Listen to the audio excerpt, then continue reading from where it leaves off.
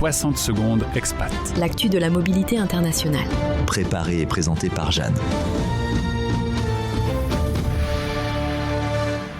Quand on part vivre à l'étranger, on pense souvent au logement, au papier, à l'école, mais trop peu à l'assurance santé. Pourtant, en expatriation, un simple rendez-vous médical peut vite se transformer en casse-tête administratif ou en facture salée. Et face à cette diversité d'offres, comment s'y retrouver ? Première évidence, la sécurité sociale française ne vous couvre plus automatiquement une fois hors de France. Si vous partez hors de l'Union européenne, vous n'êtes plus remboursé par la CPAM, sauf cas très spécifiques. Dans l'Union européenne, la carte européenne d'assurance maladie peut dépanner temporairement, mais elle ne remplace pas une vraie couverture. Résultat, pour les séjours longs, un contrat d'assurance santé internationale devient indispensable. Il existe 3 grandes options. La première, c'est la Caisse des Français de l'étranger, CFE, un organisme public. Elle propose une continuité avec le régime français, avec la possibilité d'être remboursé selon les barèmes de la sécurité sociale.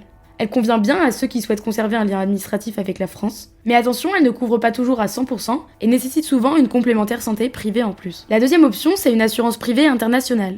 Ces contrats proposés par des groupes comme April International, Allianz Care ou MSH sont souvent plus chers mais aussi plus complets.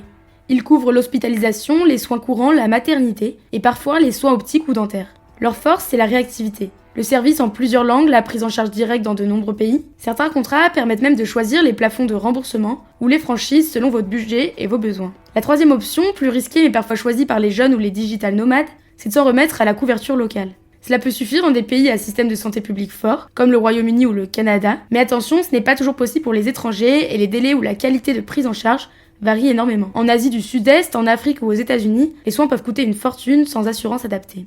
Et justement, parlons chiffres, selon l'OCDE, une journée d'hospitalisation aux États-Unis peut coûter entre 2 000 et 5 000 $, et une simple consultation chez un généraliste entre 100 et 300 $. En Thaïlande ou à Dubaï, une chirurgie mineure peut dépasser 5 000 €.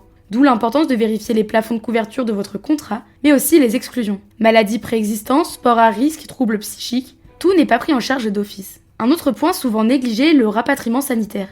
Ce service, qui permet d'être évacué vers votre pays d'origine en cas de problème grave, est coûteux mais crucial. Il peut représenter entre 20 000 à 100 000 € selon les pays et les situations. Certains assureurs l'incluent, d'autres le proposent en option. Lisez bien les clauses. Enfin, il faut adapter votre contrat à votre situation. Pour un étudiant, un contrat simple suffit souvent. Pour une famille, il faut penser à la maternité, la pédiatrie, les urgences. Pour les retraités, certaines assurances refusent les plus de 65 ans ou imposent des tarifs très élevés. Dans ce cas, la CFE couplée à une mutuelle reste souvent la meilleure option. En résumé, il n'existe pas de contrat parfait, seulement des contrats adaptés. N'hésitez pas à comparer les offres via des comparateurs spécialisés comme Expat Assurance ou International Health Insurance Review. Retrouvez 60 secondes expat en podcast sur françaisdanslemonde.fr